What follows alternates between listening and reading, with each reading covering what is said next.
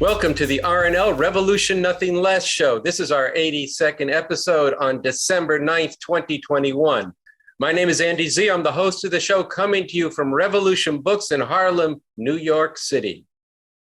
And I'm Sunsara Taylor. I'm the co-host of the Revolution Nothing Less show, coming to you from Los Angeles, California. Now, last week, we announced a penetrating, deeply far-sighted new work that brings alive the moment we're in and the strategy of what needs to be done about it. It is called Something Terrible or Something Truly Emancipating. Profound Crisis, Deepening Divisions, the Looming Possibility of Civil War, and the Revolution that is Urgently Needed.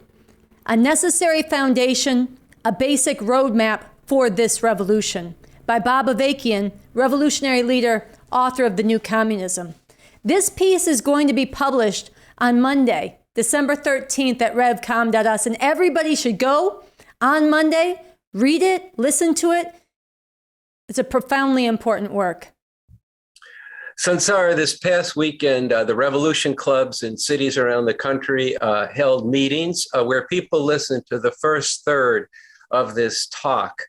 And these were very joined discussions afterwards. Somebody had heard us talk about the title of this or mentioned the title on the RNL show, and they'd read the title on revcom.us, and they decided based on that they had to get involved again with the movement for an actual revolution. They came to the meeting, and after they heard the first third of the talk, they said, already I can tell that lots of people really need to hear this whole talk. And that sentiment was echoed by everybody else in the room. Yeah, you know, here on the RNL show, we've been getting into, and we're going to continue this today, exactly some of the dimensions of what's being talked about in this title: the profound crisis, the deepening divisions, the looming possibility of civil war. It's erupting all around us all the time. We've been covering the verdict in the Kyle Rittenhouse trial, this fascist vigilante who shot down protesters for Black lives, giving a green light to more of this vigilante white supremacist violence. Today, we're going to be getting into the incredible, unprecedented threat to women's lives everywhere in this country, with the Supreme Court poised to gut abortion rights nationwide. So this is erupting all around us, and BA goes into much more deeply what is underneath this and what needs to be done about it. I think it's important for people who've been around for a few decades, but those who are also brand new, to understand that it's around abortion rights that this Christian fascist movement, that is the core of the fascist movement behind this Trumpism, came together in response to the 1960s and the upsurge. This Christian fascist movement was forged. It was they called it consciously a wedge by which to actually split people away from the gains of the 1960s and into this reactionary fascist, Christian fascist movement. And just a few weeks ago, as I think, or maybe it was longer, you had an important interview with Kristen Kobes-Dumais. Yeah, it actually was. It was several months ago, back in episode 47. But it's a really important book she wrote called Jesus and John Wayne, on the white evangelicals and the taking over of America. And we got into this rise, exactly like you're saying, of Christian fascism in this country, and the centrality of the hatred of women, the extreme patriarchy that is a cornerstone of this broader fascism. And it's really important. In the segment that we do today on abortion, I'll get into the abject, really shameful capitulation of the women's movement in the face of this attack, which continues after decades of conceding in the face of this Christian fascist onslaught. But one of the things that's stressed in the piece that BA put out, which his new talk is building on and deepening, called "This is a Rare Time When Revolution Becomes Possible," why that is so, and how to seize on this rare opportunity. He really stressed that it's the responsibility of everybody who understands the need for revolution and refuses to accept this horrible world and the worst that is coming right now, to stand up and struggle with people, to lift their sights beyond the nightmare of today and the terms of this system, and really set our sights on a real revolution inspiring others to this, and acting to make it real. So this is something too. I keep, BA in this talk, I keep coming back to the title. It's a roadmap to act on this and so many other contradictions. And so we'll be returning to that too. Yeah, I just want to pick up on that title again. The subtitle, the initial subtitle after Something Terrible or Something Truly Emancipating is Profound Crisis, Deepening Divisions, and the Looming Possibility of Civil War. And this came home this past week. There's a major piece in The Atlantic. It's a monthly magazine by Barton Gellman called Trump's Next Coup Has Already Begun. And it's an in-depth exploration of how they prepared for the coup attempt in almost a year ago on January 6, 2021, and how they're preparing for 2024. So I think, I'd like us to reread a quote from the pamphlet you just mentioned. This is a rare time when revolution becomes possible, why that is so, and how to seize on this rare opportunity that is deepened and explained and analyzed in this new talk, combined with a strategic approach to how we actually can act on the revolution that's urgently needed. It begins like this: these divisions among the ruling powers and in the larger society cannot be resolved within the framework that has existed and has held things together for nearly 150 years, since shortly after the end of the Civil War, which led to the abolition of slavery. They cannot be resolved on the basis of capitalist democracy that has been the normal means of capitalist rule, really dictatorship, for so long. And it continues, something radically different is going to replace the framework that has existed for all this time.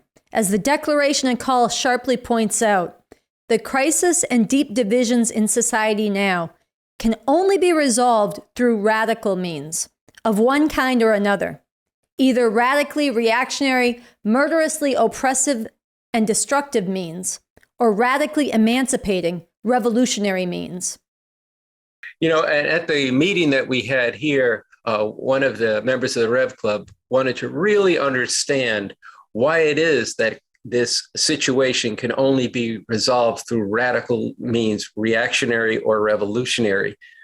And what we said there and what we're going to say right here, for the real answer to that, you've got to get on that website, revcom.us, on Monday morning, read the talk, listen to it. Then we'll be getting into it further on the show on Thursday, and there'll be opportunities through salons and other means, some on Zoom, some in person, to really get deeply into this talk.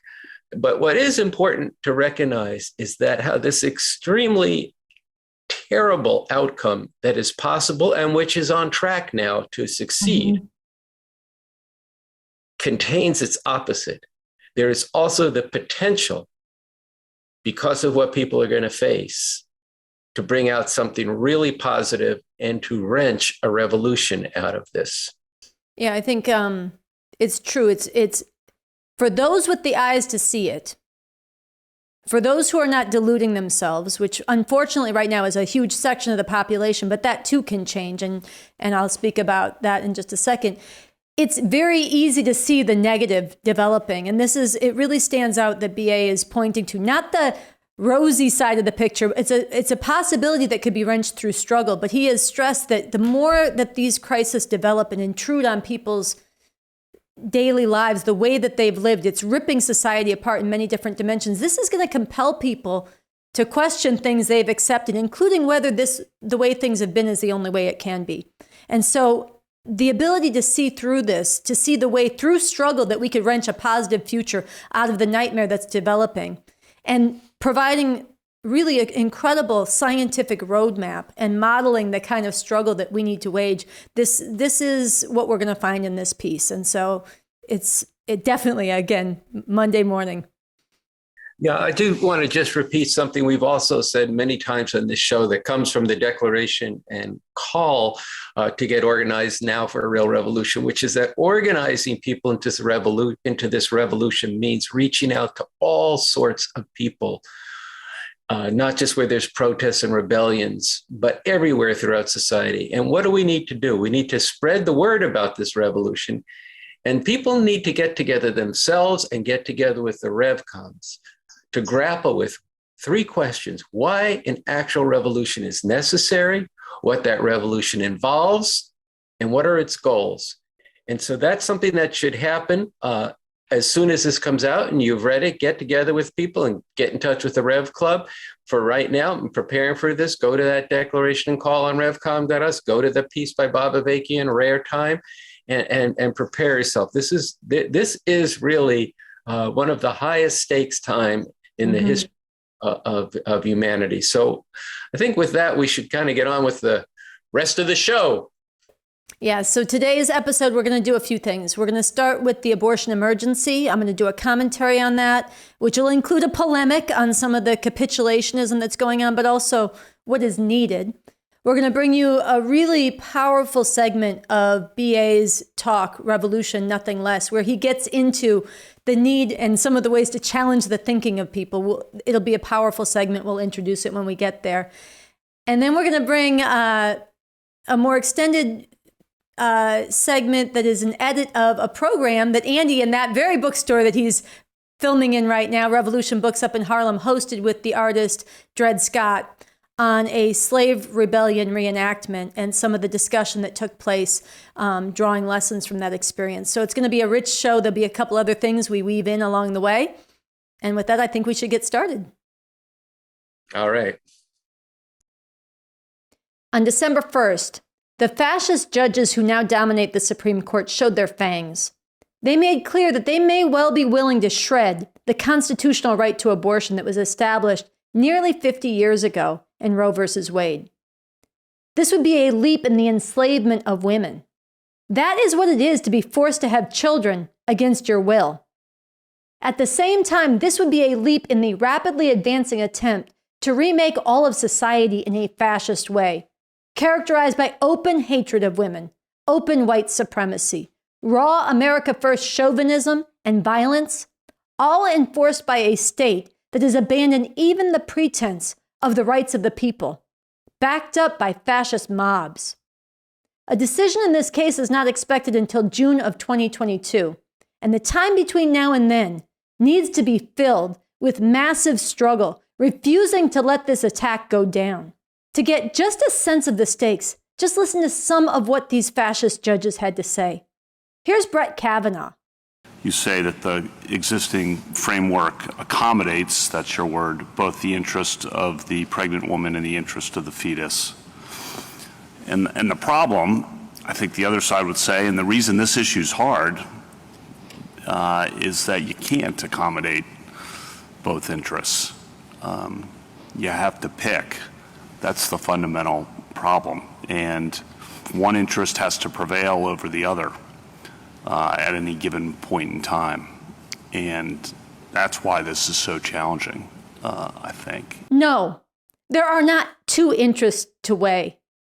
Fetuses are not people. They have no interests, period. But really, this talk of fetal interests is just a cover. It's a distraction from the real issue, the enslavement of women. There is no world in which abortion is restricted that doesn't do grotesque physical, emotional, social, and psychic violence to women by turning them into incubators, baby-making machines, hijacking their bodies, their safety, their lives, their social standing, their lifelong relations, and more. And here's Justice Amy Coney Barrett during the hearing, suggesting that being denied an abortion doesn't matter that much because there are safe haven laws that allow a woman to just drop the newborn off at a police station.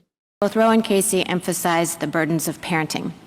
And insofar as you and many of your amici focus on the ways in which the forced parenting, forced motherhood would hinder women's access to the workplace and to equal opportunities, it's also focused on the consequences of parenting and the obligations of motherhood that flow from pregnancy.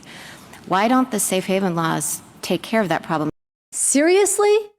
Beyond the fact that pregnancy involves an actual physical danger to the health of a woman, in Mississippi, for example, it is 75 times more dangerous to give birth than to have an abortion. Beyond even this, Being forced to create and then give up a child is emotional torture. Torture that doesn't end after the baby is dropped off.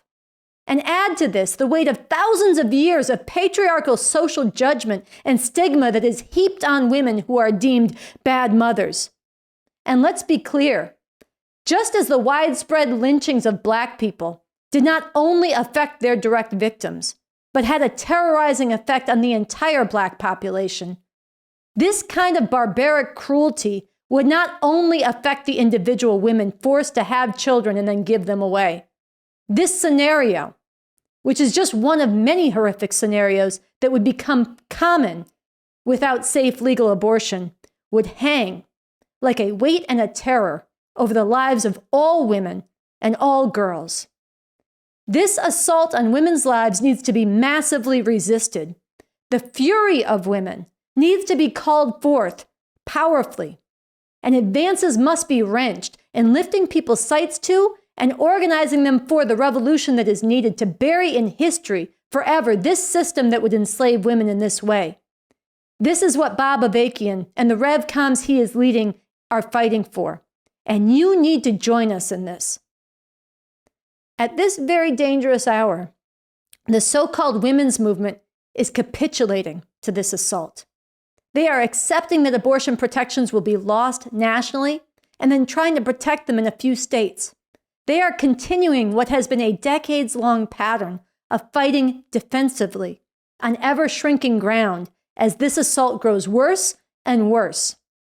And some are even promoting feel-good fairy tales that all this really isn't that bad, and we have a lot to celebrate anyhow. Listen to what Amy Littlefield, a pro-choice writer, had to say on Democracy Now! Last week. And note that she makes a big deal of the fact that her views are informed by and reflect her conversations with at least 50 abortion rights activists. I think the most important thing that I saw was not what was going on inside the Supreme Court, which was sort of confirmation that they're going to do what the Christian right has been planning for decades. But what I saw outside was an abortion rights movement that was really emboldened, that was prepared, that was debuting the messaging that is going to be needed to rebuild a mass movement, to change the culture, and to reshape the fight in the years to come after the right to legal abortion falls. While it's posed mostly as an afterthought in her comments, it should not be missed that Littlefield is explicitly accepting as inevitable that abortion rights will fall. This is unconscionable. And what exactly did Littlefield see outside the court that gave her such confidence? She spoke about how some activists chanted, "Abortion pills forever," speaking of the medication that can safely induce abortions in the first 10 weeks of pregnancy. Abortion pills are in our heads and we won't stop! Abortion pills are in our heads and we won't stop! Littlefield explained. As organizer Amelia Bono told me, Republicans might have the courts, but we're out here having abortions, right? They can't stop them. That was the point. They're in open defiance of the court. They're saying you can ban abortion legally, but now that these pills are out there, you can't actually stop people from having abortion. Stop playing. Of course it matters that the state criminalizes abortion. And all the more so if it unleashes mobs of Christian fascists and other fanatics to hunt down women and those who help them, the way Texas has. Just look at El Salvador, where abortion is so criminalized that not only are women sent to prison, but doctors are legally required to report miscarriages to the police or else risk prison themselves.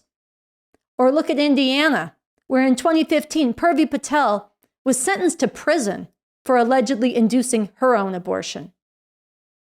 The point in this is not that the state is all-powerful or that there is no way to go forward.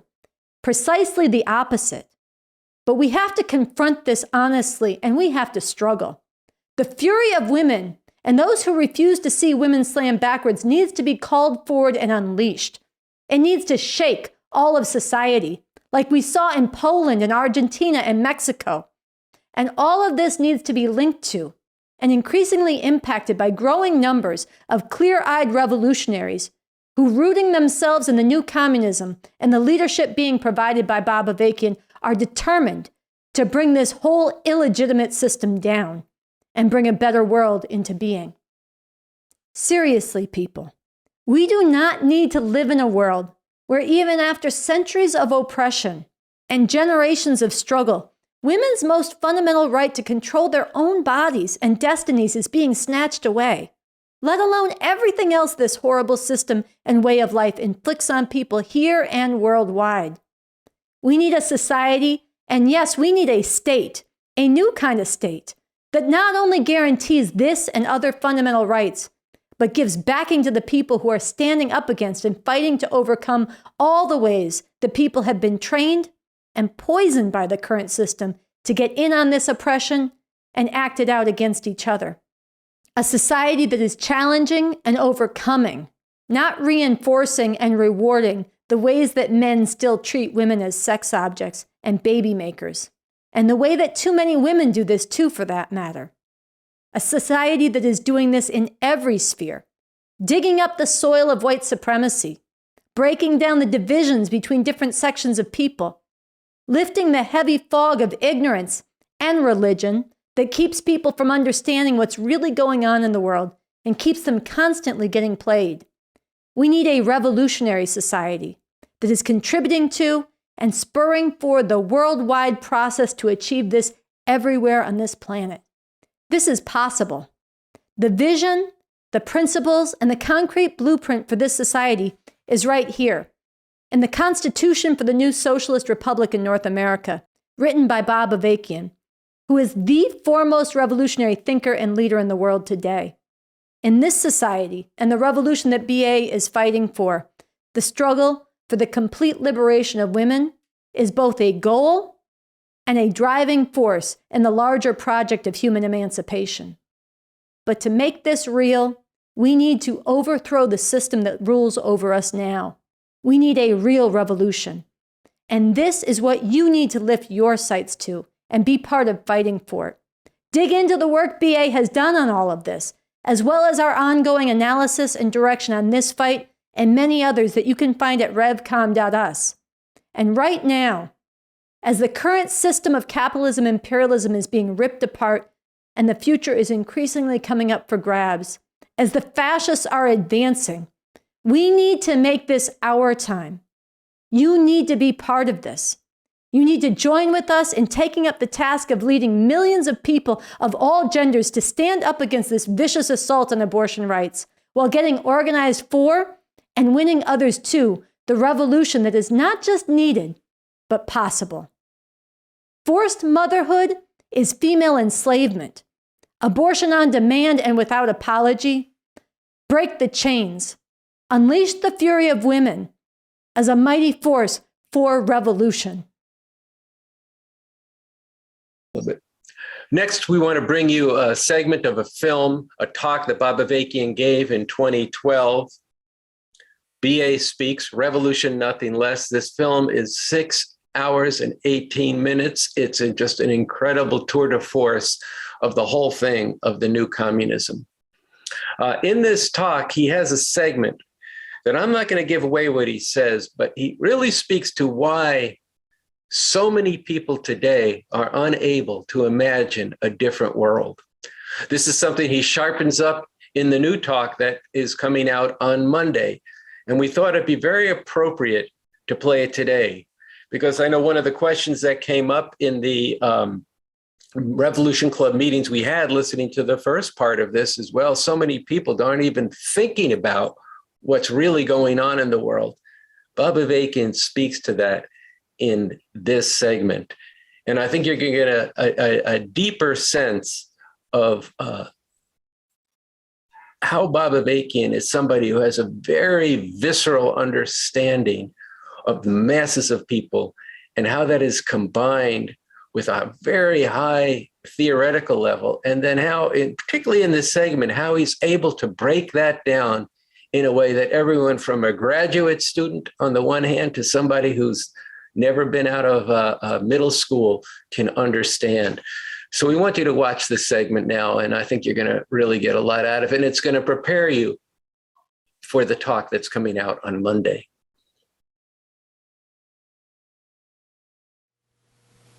Now, in this context, it might be useful to think about the contrast in response to a system of oppression and the possibilities offered by the oppressors. The contrast between the response of a slave who seeks at most minor changes in the conditions of slavery, or the response of the serf in the Middle Ages who cannot imagine a world without his lord and master owning the land and dominating the work and the very lives of the serfs, who cannot imagine a different world than the one in which the place of everyone, from the ruling monarch to the lowly serfs themselves, is predetermined by a supposed God and reinforced by religious dogma. All that on the one hand, but in contrast to that, the response of the conscious scientific freedom fighter and emancipator of humanity. What the latter, the conscious freedom fighter and emancipator of humanity, knows, which the slave needs to know, is that only by getting rid of the system of slavery can there be really any meaningful change in the position of the slave. And the same applies to the serf. Only by abolishing that whole system can the possibility of something radically different and better be opened up. And the same is true in relation to the current system of exploitation and oppression we live under, the capitalist imperialist system. But we have a problem. The problem is we have a lot of bourgeois democratic intellectuals thinking like serfs. You go out and you try to talk to them about something radically different. No, we got to make sure the Democrats stay in office. You say, well, yeah, but look, the world could be a completely different way. I can't imagine that there could be anything better than our system of democracy. We just have to make it work better. Yeah, but look, there was a whole history here of communists. Oh, don't talk to me about communist revolution. That was a nightmare and a horror, and it just proved what I'm saying, that there's nothing better than this system. Bourgeois democratic intellectuals thinking like serfs, unable to see beyond the confines or refusing to see beyond the confines of this system. And I want to introduce a phrase into political discourse. I got it from a movie, and I'll talk about that in a second. The phrase is automatically disqualified. If you come up to anybody and start saying, I want to talk about freedom and democracy, and then you want to go on and talk about our great founding fathers, you are automatically disqualified.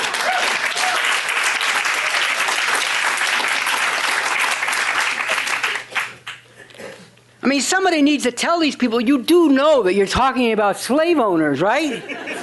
You do know that out of the first 5 presidents of the United States, 4 of them were slave owners. You do know that, don't you? Washington, Jefferson, Madison, and Monroe, they were slaves. You do know that's what we're talking about. People who owned other human beings and viciously exploited them while they were denouncing the slavery of the British monarch imposed on them.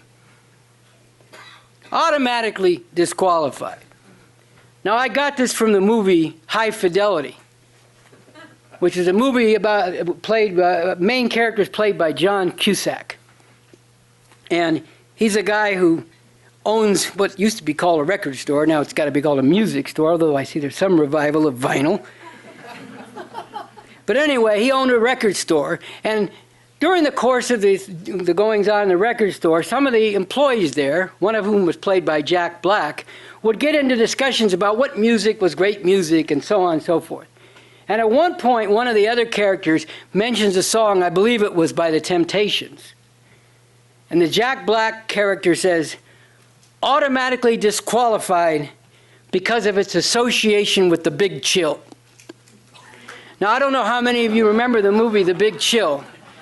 But The Big Chill was a movie very consciously made by Lawrence Kasdan, whom, if I remember correctly, was actually part of SDS back in the University of Michigan in the 60s, and then turned his back on it. And this is a movie that's consciously made to say to all those kind of people who were part of the upsurge of the 60s, particularly the white middle-class youth and the student movements, anti-war movements, it's okay for you to have turned your back on all that. It's all right for you to have settled in and accommodate to the system and go along with it because now we know better.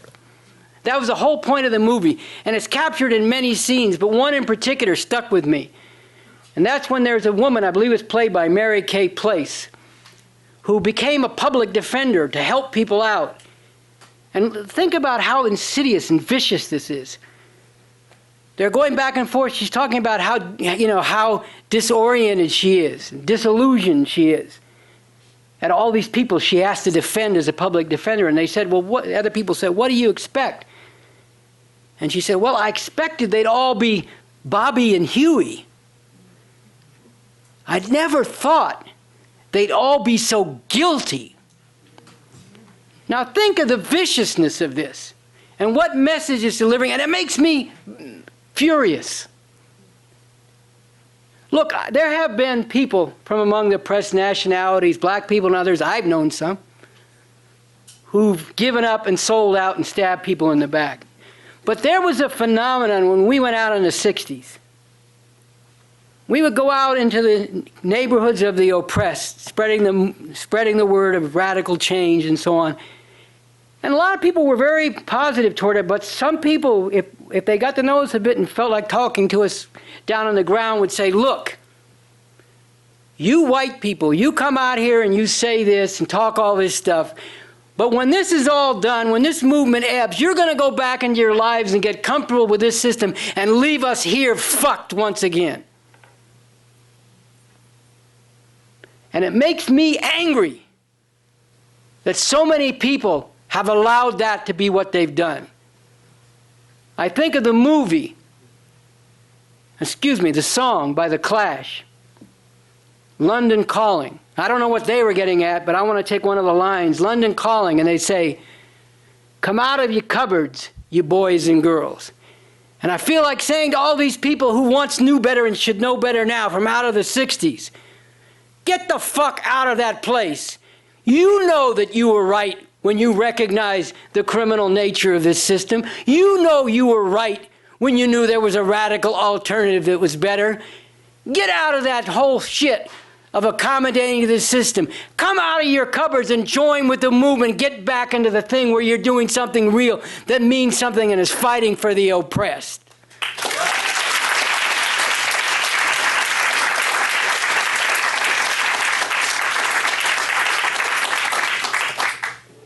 Whether they do that or not, we have to win many, many more people, older and especially younger, to be doing just that.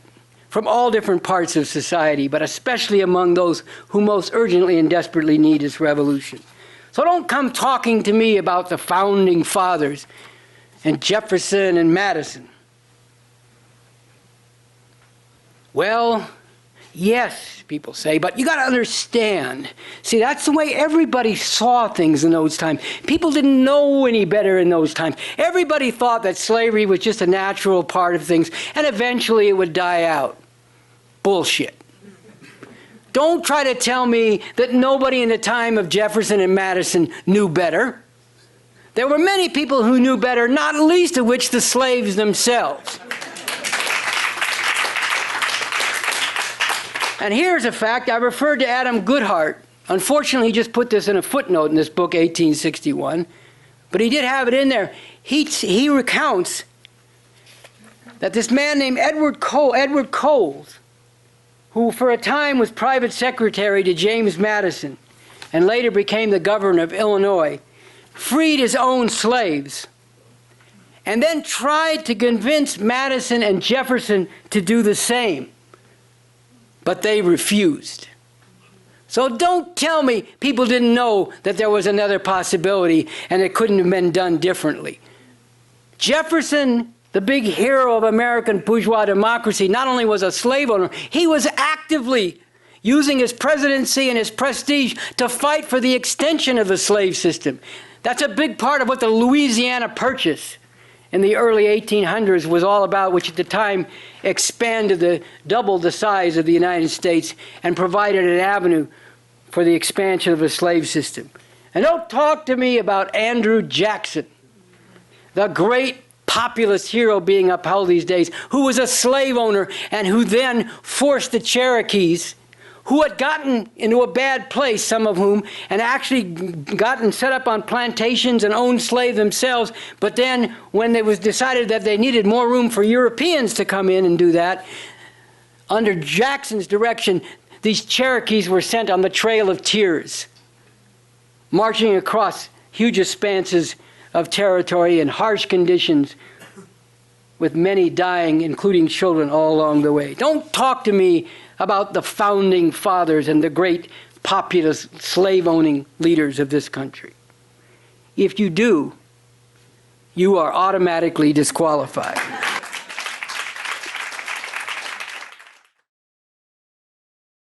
All right, before we move on with the show today, we want to take just a moment and invite you into one of the most important ways that you can contribute to and need to contribute to strengthening this fight for a real revolution right now at this critical time.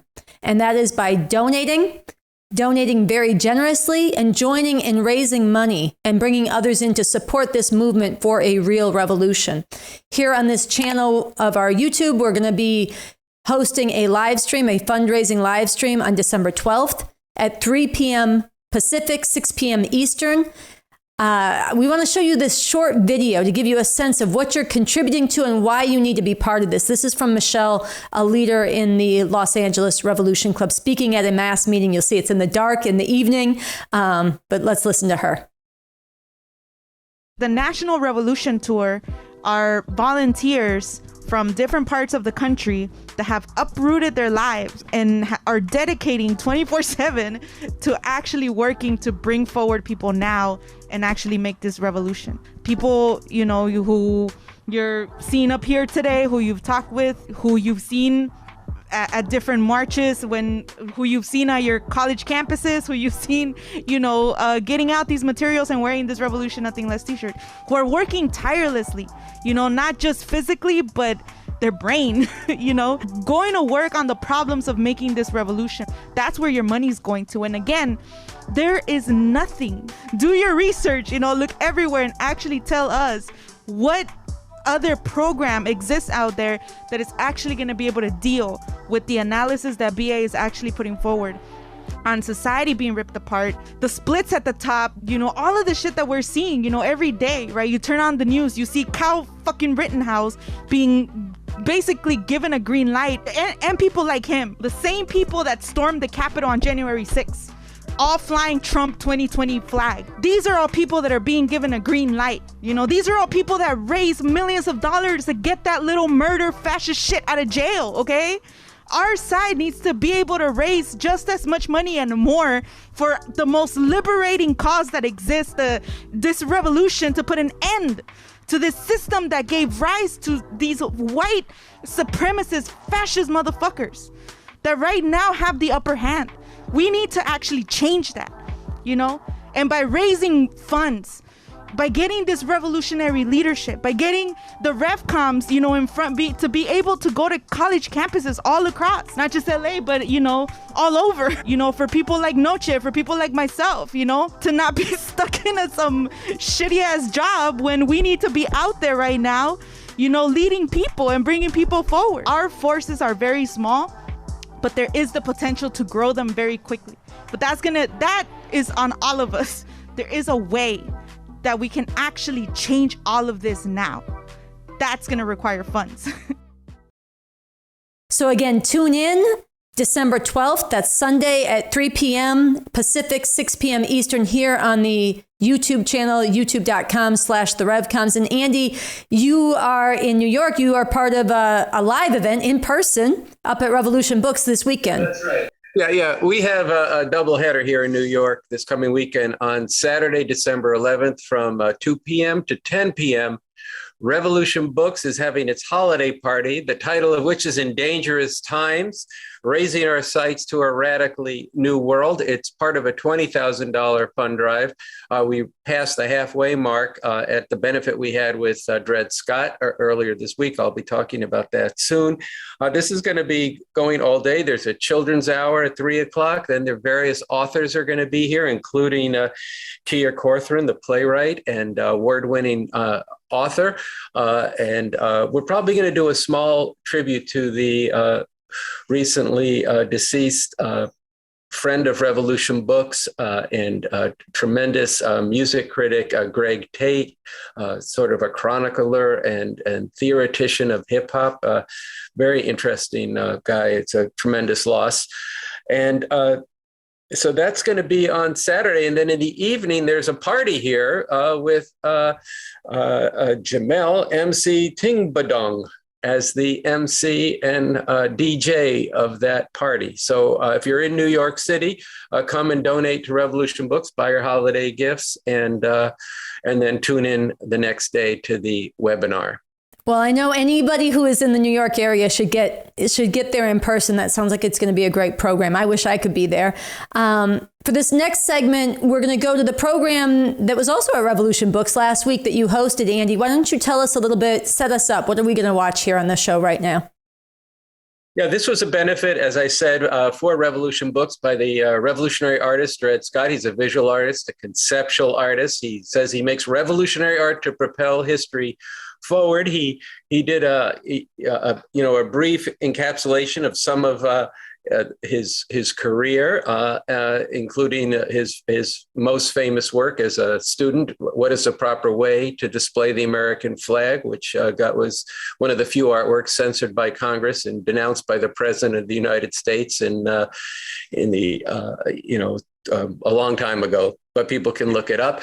But the focus of the program was his work from 2 years ago, the Slave Rebellion Reenactment, which was involved hundreds of people, and he's going to tell you about it, reenacting in a particular way the largest slave rebellion in U.S. history in 1811. And what you're going to see is just a part of his presentation. There's a whole very interesting segment of this where he talks about how they made the costumes for this and the really scores of people who were involved in this. And then we're going to show a little bit of the conversation that he and I had, and we're going to probably splice in a little bit of the answers that he gave to some questions from the audience. But let me just at least set up what the program was. Dred has written about this on his website. He says that the enslaved people who were part of the 1811 revolt are unsung heroes. Their vision, if known, can inspire many. He says that the rebellion is a profound what-if story. It had a small but real chance of succeeding. And what would that have meant for the U.S. and world history? And let me interject here that their goal was to set up an independent Black state republic where slavery would be outlawed in the area around New Orleans. Dred goes on to write, understanding that the past was not predetermined opens the ability for people to dream what if for the future, end quote. So I made one big point and a challenge to our audience to get into this new work by Bob Avakian, to get with the movement for an actual revolution, to support Revolution Books. But I said that the slaves faced a future for which there was only one answer: overthrow the slave system. We too today face a future of which will we support? Which future will we work for today? The slaves along the Mississippi River north of New Orleans were at a fork in the road, and there's a fork in the road for us too. Which future are we going to support? Okay, so we're going to go to our excerpt from the program. It was a 2.5-hour program, and we're going to show you about 30 minutes of it. And soon, the entire program will be up on revolutionbooksnyc.org. So, Slave Rebellion Reenactment was a reenactment of the largest rebellion of enslaved people in the history of the United States. In 1811, enslaved people rose up to try and seize all of Orleans territory, which is modern-day Louisiana. They wanted to overthrow the system of enslavement and set up a republic that would have outlawed slavery. They were inspired by and directly linked in some ways to the Haitian Revolution. And this was powerful and visionary. I mean, it was the most radical idea of freedom and emancipation in the United States at the time. A lot of times people talk about, oh, well, George Washington or Thomas Jefferson, they had this radical idea of democracy. Well, those guys were enslavers and friends of enslavers. And their whole U.S. Constitution was a document written by enslavers and friends of enslavers to define the legal and political framework for a society whose economic foundation was slavery. Their concept of freedom was predicated upon owning people. The people in 1811 enslaved people, they understood that the only way you could get to a world that, as modern day people, we would think had any sort of justice in it, you had to overthrow the system of enslavement. And so they went about the hard and complicated work of figuring out, how do we do that? And they made this attempted uprising to seize all of Orleans territory. And that is a buried and hidden history. And so I, along with 350 people, reenacted that and reinterpreted it in a project called Slave Rebellion Reenactment. In 1811, outside of New Orleans, starting in a town called La Platte, what's now known as La Place, people marched downriver, so towards the city of New Orleans, along the Mississippi River, and they ended up and got stopped around the town of Kenner. And so we marched in that route. We had period costumes, so we looked like we might have been out of 1811. And we had machetes and muskets and sickles and sabers. And we chanted, "On to New Orleans, freedom or death. We're going to end slavery. Join us." It was not a project where I just hired a bunch of actors. This was a community engaged project. And so it was a project that took about 6.5 years to build. And it was largely involving a lot of conversations. I had conversations with the Black Student Union at Tulane University. I had conversation with students at Xavier University and at Dillard University, which are historically Black colleges. I had conversations with artists. I had conversation with doctors. I had conversations with all sorts of people about, and it was a conversation with me and with them, 21st century people, about why this 19th century history of freedom and emancipation mattered. There were often conversations over lunches or dinners, because I was not from New Orleans where this project was taking place, and I had to win the community to say, well, yes, this outsider, this guy from New York, is not coming to steal our history. He's not coming to distort our history. He's not coming to exploit our history. He wants to connect with us and actually involve us in this retelling of this story that people who seek justice and freedom and emancipation and liberation should be proud of and celebrate. So we had a lot of conversations. And this is a conversation with some of the people discussing whether they should participate. Into it. Why would you, a 21st century guy, want to go walk 26 miles in some French colonial clothing? Because this crazy guy named Dred Scott asked me to do it. The idea of people coming together to pool their energy in that way, I feel like we really need that. This is the closest that I'll ever be able to come to experiencing what my ancestors experienced. I'm surrounded by comfort. So what happens if I eliminate all that and just the only connection that I have is with the people and the purpose? It's important for this generation to know that you're not the descendants of slaves, you're descendants of people that were enslaved, and you're at your current position because of the resistance. To know that your ancestors fought is enough to build up a sense of dignity for a child. So if people do know about this history, I think it'll spark rebellion in people today. People are reevaluating the position of Black people in American society in a way that they haven't for about 40 years. And it's not just for Black people. This is a question of people who wish to be free from this oppressive society. Well, I think just in white supremacist culture, there's this idea of disconnecting myself from the people that came before me that I'm related to. I have to own that narrative. I have to be honest with that, how that's influenced me, what's that granted. I don't think it's a reenactment. I think this is learning about the material, social, spiritual costs, but also the practice of insurrection. Yeah. This is people talking about whether and how to participate and some of the questions they were thinking about. And so I'm going to show you a few performance stills, some photographs of the reenactment itself.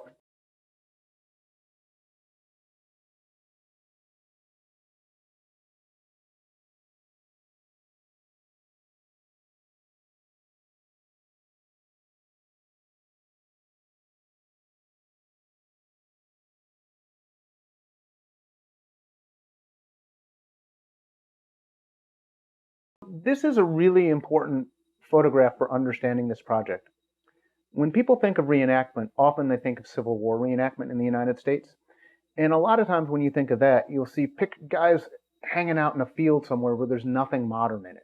And so the people that do that reenactment try and pretend this is exactly how it was in 1863. Now, there are some big problems with the Civil War reenactors. It's largely a Southern tradition, and largely the people think that the South were the good guys, and if they do the reenactment one more time, the good guys will win. So leaving aside those political and ideological questions of what Civil War reenactment is, there's this difference. They try and pretend like, hey, we've taken the audience back in time so you can experience what it was like. I'm much more interested as a visual artist of taking an army of the enslaved from the past and bringing that into the present. The audience stayed in the same time. And so this oil refinery that's behind it is not something I just couldn't get rid of, and I couldn't think of where could I do this so that people could really see a bucolic slaves rising up. I actually wanted that clash of the past and the present. And so this reenactment was taking place in the locations that were sugar plantations, but now it is Cancer Alley. It is a region of the United States that has littered with petrochemical companies, and it causes 50 times the incidence of cancer as anywhere else in the United States.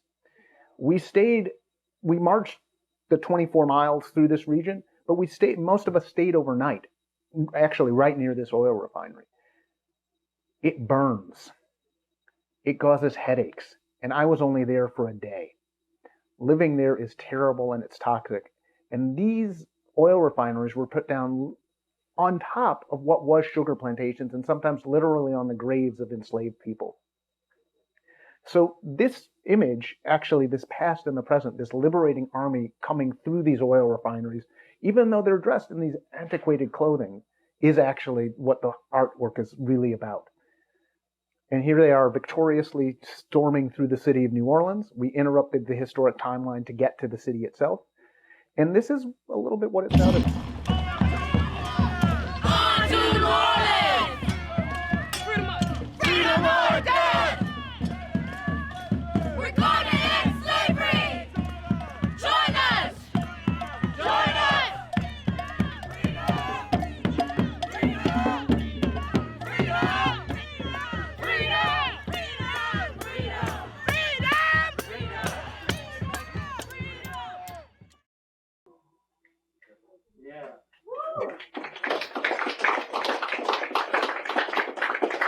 Now, that was the reaction most of the people seeing this had. They were like, hell yeah, this is great, let's do this.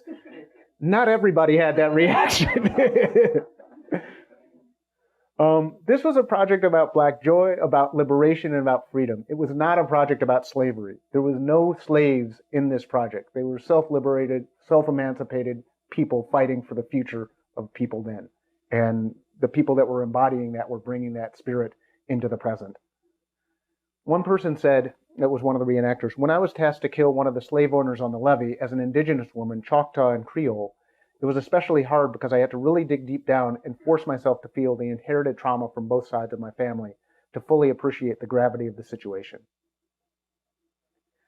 I felt like I finally got a chance to represent someone who most people may not even know exists. That is really prescient and an important point. This person was actually getting the connection between, if you don't understand this past, it's going to have implications for the present. And many of the people, particularly young Black people that I met in historically Black colleges, they didn't want to talk about slavery. They felt, when I dug more, it's like, well, what's wrong with Black people? Why are we all messed up? Why don't we have any money? Why do we have broken homes? Why are we in jail? Why are we hustling? And they couldn't figure out, why were our people slaves? Knowing that there were over 250 instances of slave revolts of 10 or more people in the United States that have been documented changes how they saw that past and how they thought about the present and how they thought about the future. It lifted a whole weight from them. And so this thing of getting to represent freedom fighters from the past that people don't know exists changes how people exist, how they view themselves in the present, but what they view that they can do in changing the future. And this is, I'll leave you with one other shot. Liberty! Liberty! Liberty! Liberty! Liberty! Liberty!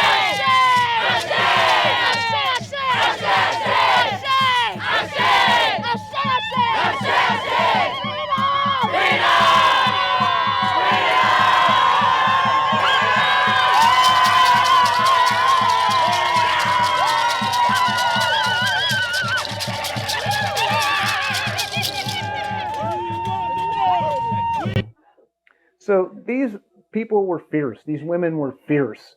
And I said, look, this was not a bunch of actors. These were all sorts of ordinary people who needed to be connected to this.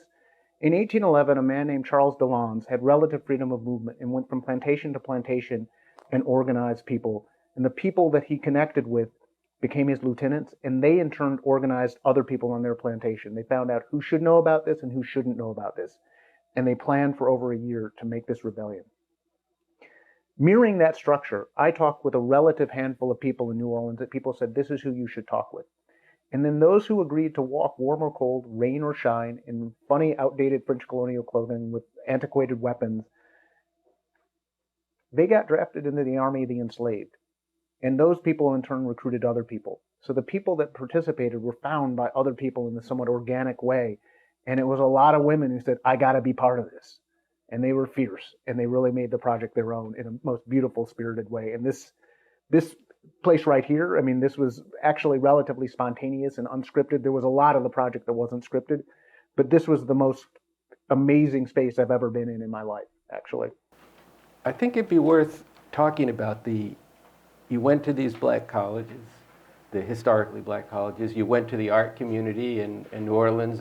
It wasn't all like, okay, how do I sign up? Okay, and there actually was struggle over this and whether to do it. Was it right to do it?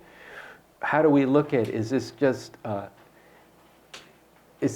our story, or is this actually a story that has import for people all over it? So I'd like to just, I know you've told me some of this, but I think it's important. We have to air some of this, amongst ourselves, because we need to get from a situation where people are, turning inward and turning into their community and not looking out at the world enough. And in fact, you can't solve your own problems or the problems of your community just by turning inward. You have to actually change the circumstance in which that community exists. So just a lot of interesting things happened in this process. Yeah, I mean, so there were, this was about a 7-year project. I mean, when I started it, I thought it was about 3.5-year project, and it took longer, and sticking with it was really important because it needed to happen. And I knew going into it was going to be good. I didn't, and I don't think anybody understood the real gravity of what it was going to be until we were actually in the middle of it. But I did know this is important. We have to stick with it. And I talked with people, and a lot of people were excited. I mean, it's and I said towards the end, the response that people had here of like right on to that was the main response. But then it was complicated, and so there are a lot of things that made it complicated. One is that the people for whom this really mattered and they really wanted this to happen, they knew the area that this was. This was Klan country. I mean, this was, the people, when we were talking, as we got closer to doing it, we were really figuring out some of the logistics. Some of the people in those communities that said, look, there's this dude down the street, he flies the Confederate flag and he marches around with his gun. We would go into trailer parks and just trying to understand things. And these were multi-ethnic trailer parks, mostly black, some Latino. But there were also white dudes that had the Confederate flag there. This is the landscape of this region, of the river parishes. If you know the history of slavery and know how the plantations were set up, you can literally see how the modern society was built on top of those maps. Mm-hmm. And they're segregated. I mean, there's a town that's maybe 4 blocks wide by 12 blocks long, and 2 blocks of those 2 by 12 is all black and 2 by 12 is all white. And the black section is, of course, not as well-to-do as the white section. And so, there were people that knew both the straight-up actual people who were white supremacists, but then there was like a pastor that I was talking with who became really instrumental to the project. He got assigned to be the liaison for Pastor Donald August for the John the Baptist parish. He became the liaison that the basically town council appointed to work with us. And so I talked with him. Our cultural organizer went out and talked with him and met him first, but then I needed to talk with him. And he said, Dred, I like this project. This is really cool. But you have to understand, there's tremendous racism here. This is a region where they burn down black churches. They burn down black churches. So he was telling me this, and he's like, look, I like this project, but I'm not sure that it's safe for my people to do this. So we had to get into, he was old, he's older than me, and he really appreciated the civil rights movement. And I talked to him and said, look, when people got on the buses and were freedom riders, they didn't know what was going to happen. And then once they got attacked, and most of you, I'm assuming, know who the freedom riders were, but basically in the civil rights era, these people, decided to force the application of the laws that said the interstate buses were going to be integrated. It was legal that they could be integrated and black people could ride on the same buses as white people. But some of the first ones were firebombed. The Klan organized and stopped these buses in the South, and they dragged people out of the buses, and they burned the buses, and they beat people to within an inch of their life. And that potentially could have been the end of it. The first couple of people could have said, well, damn, I don't want to get my head cracked open by some crazy-ass Klansman with a baseball bat. I'm done. But instead, the movement said, no, we're coming back. You attack one bus, we're going to bring more people down. And that courage actually was a real leap in the civil rights movement. And so I talked to them and said, look, there is real risk with doing this. I don't live here. It's true. I'm going to come. I want to do this project. I'm going to leave. You live here. But it's worth it, because all the things that you describe that you hate about the racism and white supremacy in this society, that's not going to go away if you just keep your head down. And he knew that. He's a really good guy. And he was one to like, all right, I get that there's risk, but I get why there's opportunity with this, and why that all the things I could see, that it's not just this ancient past, but all the fascism that was coming. I mean, I started this project while Barack Obama was still in power, but when Trump came, it took a whole new significance and a new dimension. And he could see, well, yeah, this stuff is not going to go away, and yet this project is a way that this could kind of, address in the realm of art some of those concerns. And he became a very enthusiastic, active, both participant. He walked on the whole march, but he brought other people in and told me some of the history of the town. And we had a lot of really great conversations. And that was, there were other people that I met that, because they knew the region, even though they had deep love for the project, they, had concerns, but they then saw what this could mean to them individually, but also collectively, and the people they cared about in the region. There were also other people, there were activists who felt that, look, here's this guy coming from New York with a bunch of money, and he's doing his thing, and, he's just like, not thinking about us, and this is our story. And there was a lot of back and forth. I mean, some of them ended up participating, and some of them ended up thinking I was really stepping on their toes and taking over their story and not organizing the way that it should be. And part of it pivoted on a question of what is the role of art. I mean, some of the activists, they didn't get that this was art. And when I kept saying, no, this is art, we have to have all these costumes, we have to do it this way, and it's open to anybody who is black or indigenous, who wants to embody a spirit of freedom and emancipation, who wants to walk for 24 miles over the course of 2 days. I don't care whether they're a doctor, a lawyer, an activist, a student. I don't care whether you had beef with them or not. They're welcome. And some of the activists said, no, well, these people are cool. They're really radical. These people aren't cool. They shouldn't participate. They aren't really going to be down. And there were, and I was like, no, this is the principle behind it. And so there was struggle over that. And ultimately, some of them ended up not only not participating, but working to undermine it, because it didn't, in the narrowest sense, serve what they were trying to do.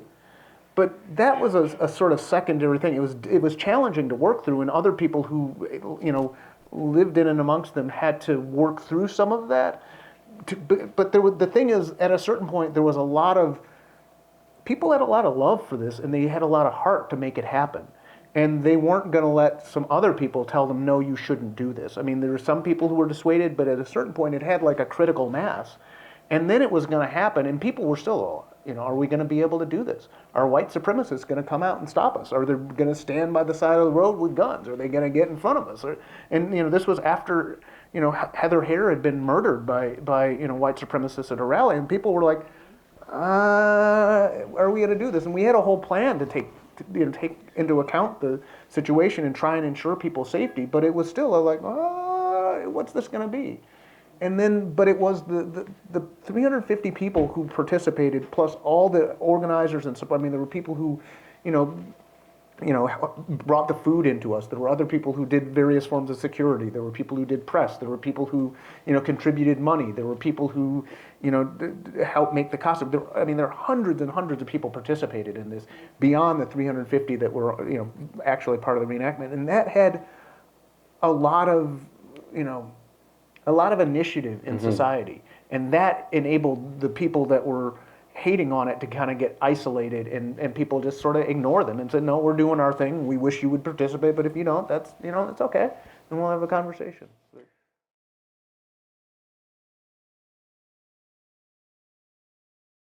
actually came to understand that without me really continuing to fight for this throughout the entire process, that it was actually going to go in a direction that was not going to end up with this project. And that's an important thing both for artists, but I think for revolutionaries to kind of understand that as much as you want other people to play a role and be part of liberating society or be part of an artwork that's about that, they're better able to do it if the people with the vision and foresight are actually playing a good role in leading people, putting things in their hand when they can, but also actually. You can't just say, well, okay, I started this, now it's yours. That would be a betrayal of what the project was, because other people would come to lead it, and there was a lot of contesting and contending ideas about what that was. But that said, so I was the lead artist. I was really integrally and intimately involved. It was not so I can big up myself. It was actually so all of us could do this amazing project collectively and collaboratively.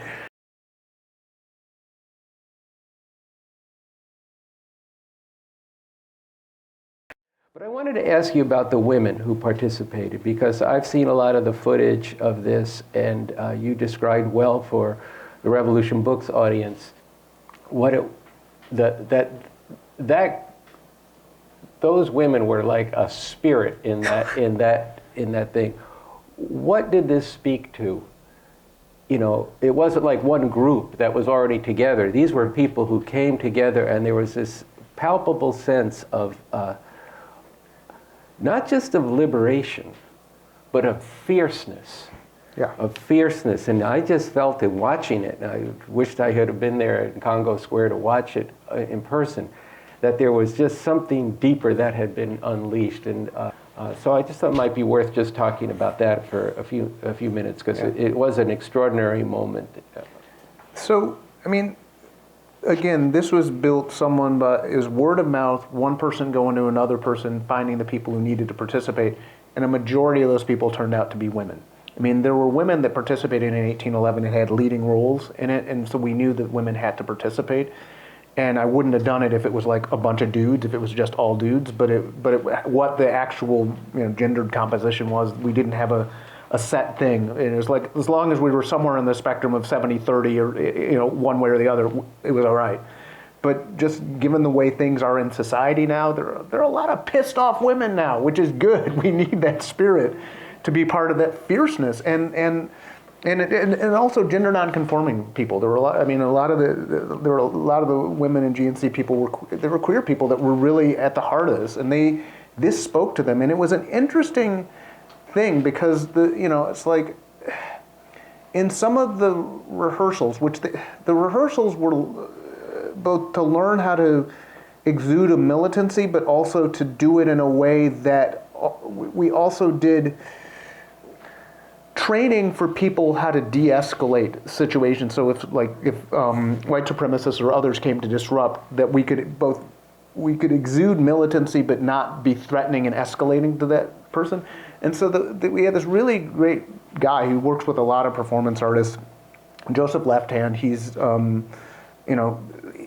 he's indigenous. I forget what tribe he's from, but he's also been in the U.S. military and has rejected all that, but he got some of his weapons training from that. But he's still, in many ways, he's kind of a guy. And so he and I were kind of leading some of this, and some of the women stepped to us and were like, dude, you can't do that. This is there's this patriarchal thing that's going on here. And so it was good. There was a lot of challenge and fear, all throughout it, because these women And I don't think anybody fully understood it until they were kind of in it, but it was this whole spirit of embodying this all throughout.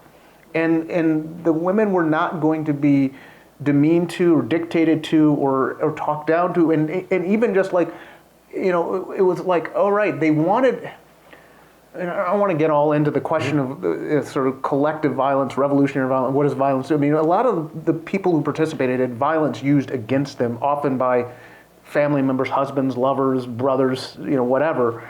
And the question of, wanting to have a collective liberatory violence was actually an important question. And, this dude who had U.S. military training had some knowledge of that these people wanted to get.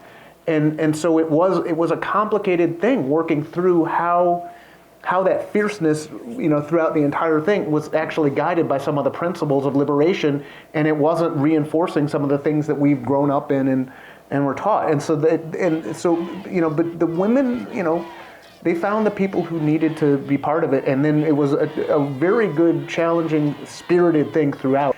While we were stuck waiting for the horses to show up, and we didn't know how long they were going to be there, these women just said, well, we can't just sit around and do nothing. And so they just jumped up and was like, liberté, liberté, ashe, ashe. And ashe is a Yoruba word that means the power to make things happen.